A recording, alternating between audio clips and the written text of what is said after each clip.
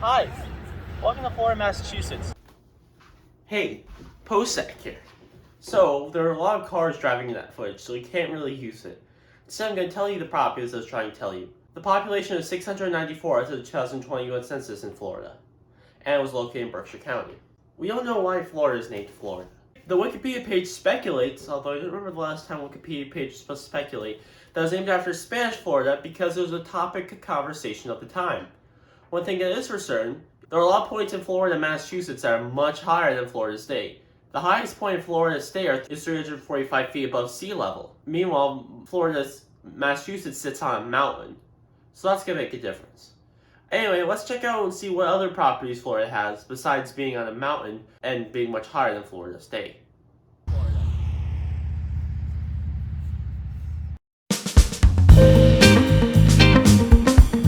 Florida is one of the first parts of Massachusetts to have true neighborhoods.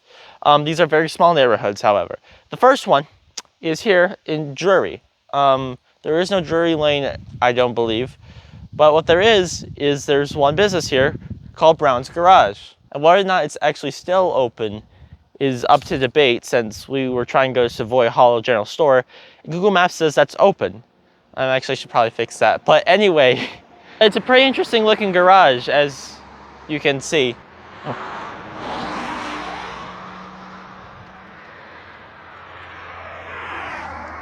also in Drury, if you look on the east side of Route 2, you can see that there's a big sign telling us that it's a steep hill with curves, which it was when we drove past. So that's Drury. On to the next thing. Welcome to Better Place Forest, an alternative to traditional burial. This is their welcome house. Up next is Ben from Better Place Forests. He was kind enough to accept an interview. Hi, I'm Ben. I am the on-site forest lead, so I assist in managing this forest along with our other forest that's in Connecticut. So Better Place Forest is a memorial forest that doubles as a conservation forest. Essentially, you can bring your lost loved ones into our forest, you can pick a tree, and you can lay the ashes of your lost loved one or lost loved pet at our trees. And we have a lot of different sections, a lot of different types of trees. We do oak trees, hemlocks, birch trees, maples, a lot of sugar maples, and they get really big, or you can get something smaller. But our goal here is to take care of a forest, have forests in every state eventually, so that you always have a place where you can, take a good walk around and maybe go visit grandma after the past. Purchased a property 2 years ago. We've been in full swing for 1 year. So the business's connection to being out here, the business was looking for somewhere to lay down roots on the East Coast, because we originated in the West Coast on Point Arena and Santa Cruz. The business has been in function for 7 years. So West Coast, kind of trying to make it to the East Coast. We purchased property here from somebody who was elderly and trying to retire from doing whatever he was doing here, the prop plane, sugar shack, making maple syrup, and so it's kind of a win-win situation there. Due to its heritage, this property has a few unique features, such as the oldest barn in the entirety of the Berkshires.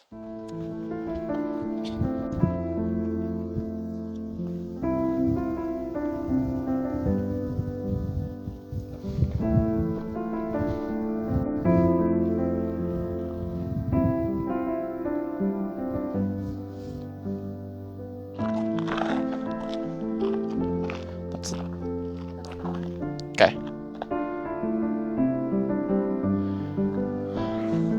Another structure from this property's past is this sugar shack right here. And also you can see a great view of the entirety of the Berkshires from this farm. Posek here. This is going to be an ongoing theme. There's a few of these views across Florida. This is allegedly the town center according to Google Maps. If you zoom in on the text that says Florida, the center is right here. Just like if you zoom in on Boston, the center would be downtown Boston. We have the Florida Fire Department. As we're going to see in a minute, there's another fire department building in Florida. This one is the original fire station. The one we see later is the current one and is more modern and elaborate. Which has been, I think, every single episode. I don't think anyone didn't have a fire department, except for maybe like Monroe. Yeah, I think Monroe's the only one who didn't have a fire department. But there's your fire department. Yeah. And here's the fellowship hall. What is a fellowship hall, you might ask? That is a good question.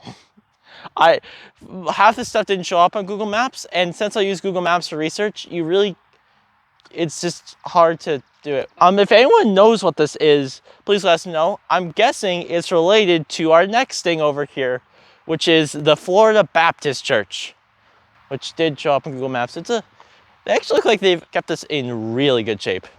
It's even got like some panes of glass still in there. And then next to the church is the cemetery. All right, that's that section of the road. Given normal circumstances, I would usually walk over, but since a big highway divides us, we're gonna have to drive over, so hold on a sec. Here we're at Florida's Community Senior Center. You can see they got a nice little sign. They actually have a really cool garden. Got a little tree anchoring the entire thing. And they have flowers and shrubs. And actually, if you take a look out there, it's obscured by trees right now, but there is actually a really cool view of the Berkshires here as well, like in Better Places Forest.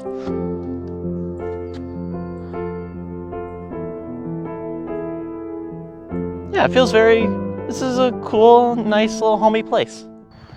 Time to cross the Mohawk Trail. This is something I don't think happens often. And we're crossing it because we want to go see the Florida War Memorial. And it's also got a nice little gazebo.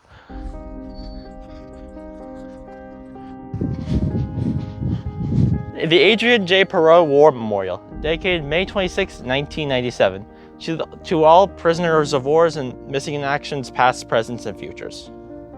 So, looks like they dedicated a gazebo to Adrian J. Perot. And here we have the granite war memorial that they put up, dedicated to those of the town of Florida, Massachusetts, who served their country. Again, Adrian J. Perot Veterans Memorial. They have one for World War I and World War II, the Korean War, and the Vietnam War. They also have another part of this memorial, Forgotten Country, in honor and in memory of all veterans of all wars, and respect to all future veterans, we, the people of Northern Berkshire, salute you. Dedicated May 16th, 1992. Then you also got these trees, which have signs in front of them.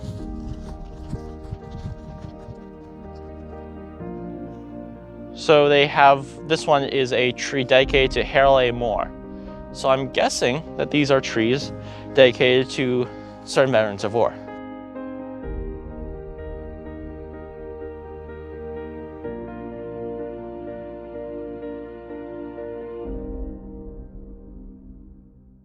So yeah, that's the Florida's War Memorial. This is the Florida DPW. We're here at Zur Gap, a popular destination for whitewater rafting and tubing. And as you can see, the water is being released from the Monroe Dam. Wrong. There's a dam in Florida that's closer to this point. Therefore, it is likely that one. The release of water is for power. And this usually coincides with more people being on the river. And since this is filmed during the middle of July, there's quite a few people rafting and kayaking and tubing. Yeah, that's definitely more water, I think. Look in the Hoosick Tunnel, one of the longest rail tunnels in the Western Hemisphere. This was originally built in 1872 as part of a rail line that headed between North Adams, Greenfield, and Ayer to Boston. Now, as you may have noticed, there are a lot of hills around here. It's a bit hard to put a train here. Therefore, the best option was tunneling. And since the hills continue for a long while, this has to be one of the longest tunnels at 4.7 miles. Now, when it was opened, it was hailed as peak innovation of its time. And obviously, since it's such a great thing, it has to become a freight line. There are currently no passenger trains that would go through this tunnel. However, there are plans for it, so stay tuned for that within the next decade, maybe? Massachusetts takes a while. Yeah, let's go take a closer look. One thing to note is since this tunnel was long, and this is 1872 we're talking about, quite a few people died in the construction of this tunnel. Do you know how many? I want to say 3, I don't know why.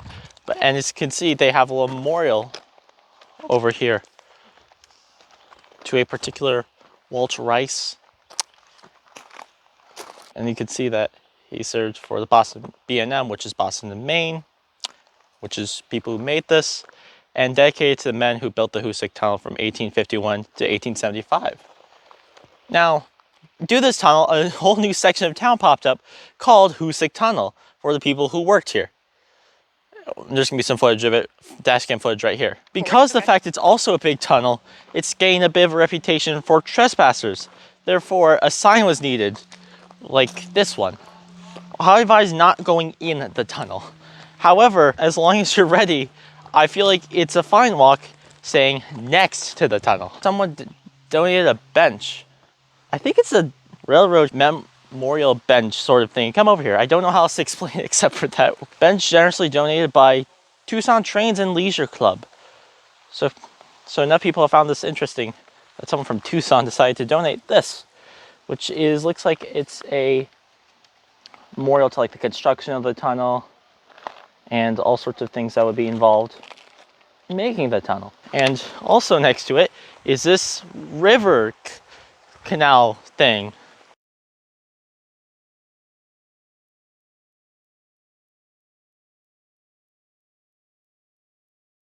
Someone's made a whole website dedicated to this tunnel. And I'll have that on screen right here. And I'll probably also have a card so you can visit it. Because this tunnel's pretty cool. There's the tunnel. Got a little drainage pipe going between the two. As you can see, this tunnel is long. It actually has some graffiti in it. I didn't notice that. Yeah, so yeah, this is the east portal of the Hoosick Tunnel.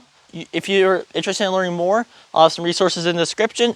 Also, if you live far enough in the future, there will be a video on North Adams, which features the other end of this tunnel.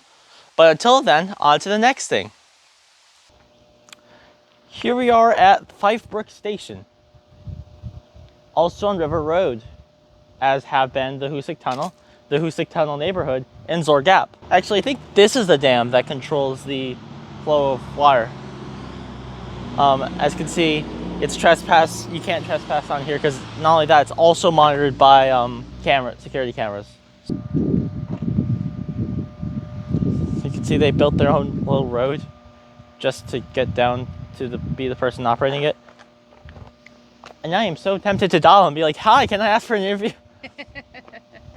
But yeah, that's this. On to the next thing.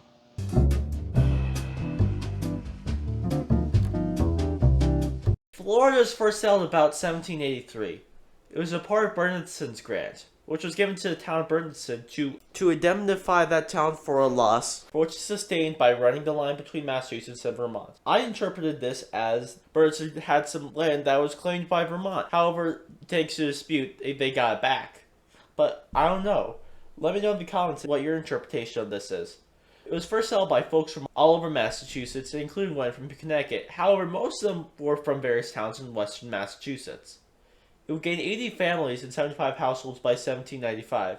This number is surprising, given the mountainous terrain of Florida, and even the car that we drove in modern times was having some issues handling it. However, what's more surprising is Zor, which is described as very mountainous, had 20 families as of 1829. Since then, the only real thing that's changed from my understanding is the tunnel, and the amenities have changed. Florida used to have a post office when this book was written, but now it's gone. I guess it's a lot to ask for things to stay the same for 2 centuries, though.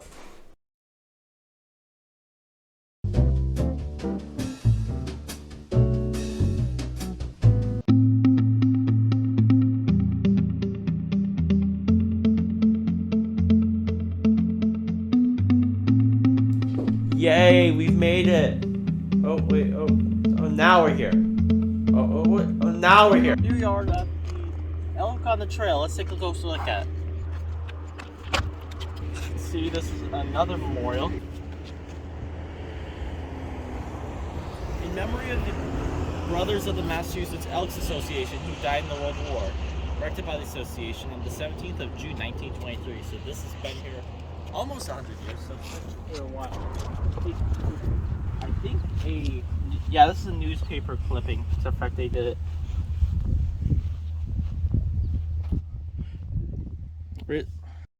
Louis Hahn, past district deputy, Greenfield Lodge of the Elk, wrote this article for the 66th anniversary of the dedication of the Elk on the Trail, which will be Sunday at 1:30 p.m. on Route 2, which is mental math real quick. 1987. So that 1989. That checks out. One final thing. I did not notice until just now. They have this time capsule here, which I would assume was placed here when it was originally erected. So we should open this time capsule on June 2023. I will likely come back here to see what they decided to put in here. Undoubtedly, a lot of things have changed about this place, including the roads on. Speaking of which, we were so close to having another inn, like we did in Ashford, where we had two. But as you can see by the little dumpsters and stuff, it appears to be undergoing a renovation right now. There's a construction company truck I see. Yeah, so that's also something just like the capsule that we can't see right now. I think we'll be coming back at least to see the time capsule opening. Until then, on to the next thing.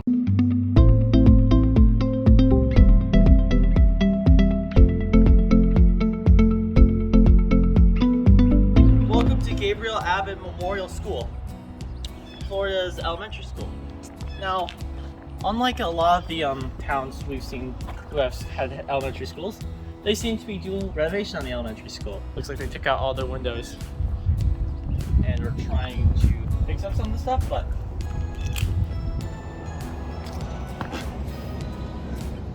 yeah, looks like it's a pretty standard play structure. Let's go take a look around the school. No skateboarding, rollerblading, bicycling, or scooters allowed on ramp. I thought it was gonna be on the school property. I'm like, what? No. Inside the building is the gift of Abbott D. Abbott and Abraham D. Abbott in memory of Gabriel Abbott, native of serious citizen of Florida, who worked for better schools. That's another interesting story, like Tollins or something. But inside the school is the Florida Free Library. Now, I don't think it's your average free library, and that's just like a little box. Because they have a book return, and they have the actual library building. It looks like it just leads right into the elementary school. Oh, this is just a delivery door, so they have a book return, but you don't have a book pickup, so what's going on? Anyway, snow release area. Was that because the roofs are sloped? Can't tell why that is. Okay. It's because they're sloped, yes. I haven't seen that on anywhere but here. I'll assume it's be like in your work area, because this is a work area. But so here's a garage. The only purpose I can really see this having is being like a school bus garage. Does anyone know what this is? Let me know in the comments down below, because I am really interested since they have a truck outside there that could viably be something they use for school transportation. So that's Gabriel Abbott Memorial School. On to the next thing.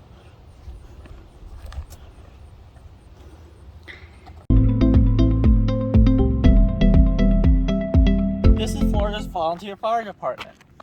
Now, the town is small enough that it's opted to have a volunteer fire department. Confusingly, there's another fire department in town, as you may or may not know, depending on how I edit this. But this building is the volunteer fire department, and what I believe is the current one.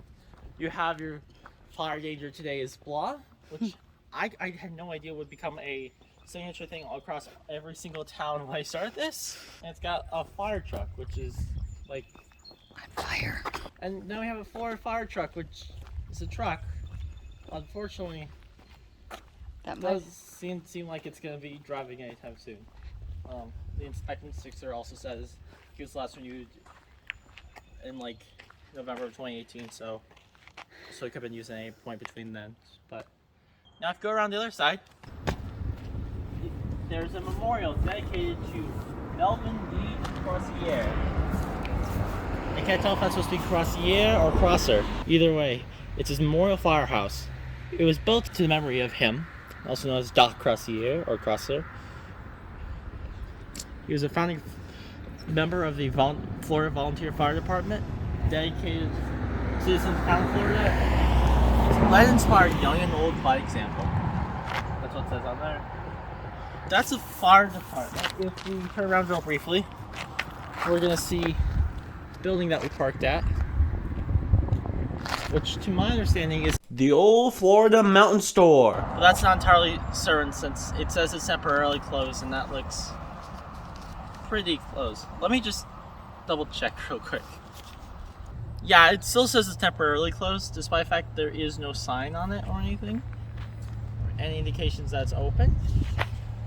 But, you know, it might actually be temporarily closed. It might be closed for now. So that's Florida. Up next is a town that shares its name with a candy bar. See you then.